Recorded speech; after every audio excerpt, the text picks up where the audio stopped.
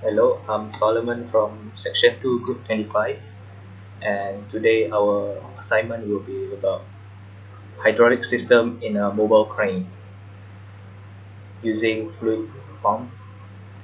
Firstly, we have four cylinders that are available that we use, double active cylinders for outriggers, pulley, lifting clamp, and vortex gear. And it is an electro-hydraulic circuit, so that means we actuate the whole operation by using electrical control system. Now let us simulate and see what it does. The whole operation is started by pressing the start button. Then the begin solenoid valve is energized.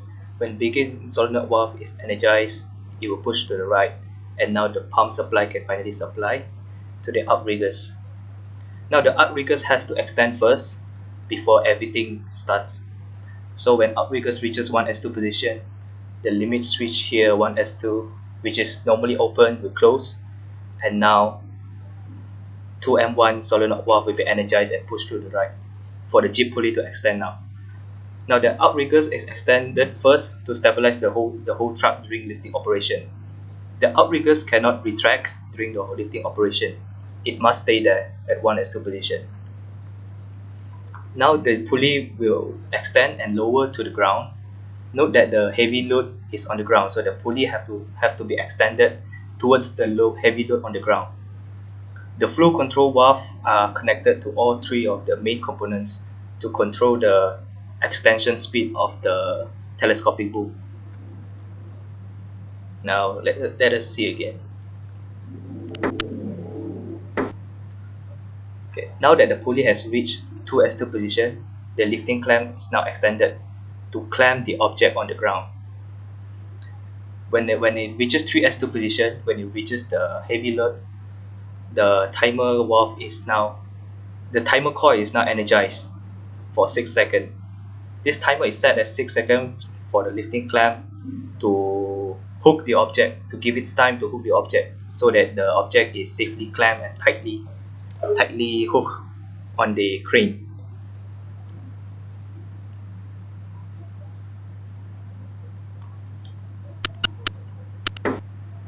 Alright, now that the timer coil has already reached 6 seconds, the normally open timer coil, the timer contact will now close. When it closes, notice that the connection is also connected to 2M2 position. This 2M2 solenoid valve is responsible to retract the pulley to make sure that the telescopic boom is retracted back to the air, so that the heavy load is not dragged on the ground, that it is actually lifted up from off the ground. Now that it is extended and it is retracted off the ground, the rotex gear is now activated. Now what does the rotex gear do here? The rotex gear, what it does is make sure the telescopic boom has side-by-side movement.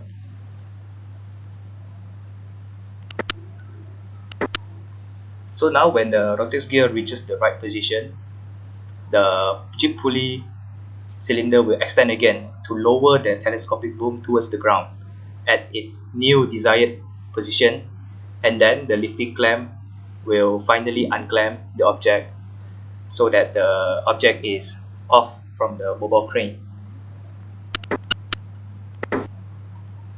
Now to ensure that the whole operation stops, both of the pulley and rotex gear will retract back to its initial position. While they do their job, the second timer coil is energized for 6 seconds. Because the outriggers cannot instantly retract for safety purposes, so the jib pulley and the rotex gear have to be retracted back to its initial position before the outriggers can retract back to the mobile crane.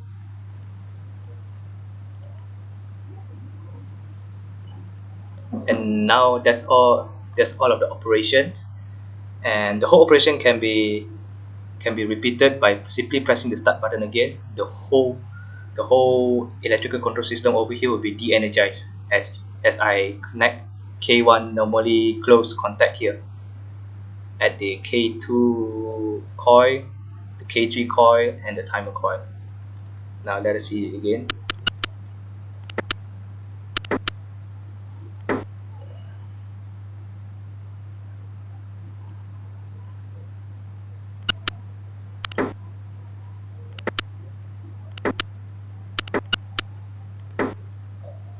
Okay, so that's the whole operation. Now note that I don't actually connect the solenoid, the 4 ports 2 position solenoid valve of each cylinder directly to the pump. I inserted another 2 ports 2 position stem actuated valve for the actuation process to begin. Begin and V1. The V1 here represents stop.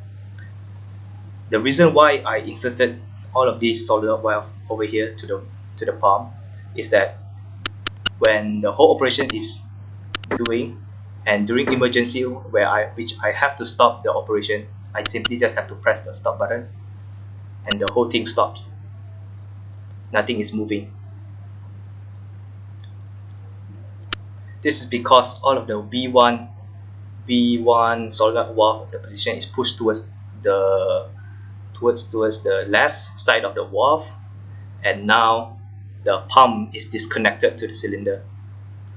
It blocks the fluid from flowing into the cylinder, so it doesn't continue retracting or extending. And to continue the whole operation, just simply press start and it does its work again. So that's all from me. Thank you.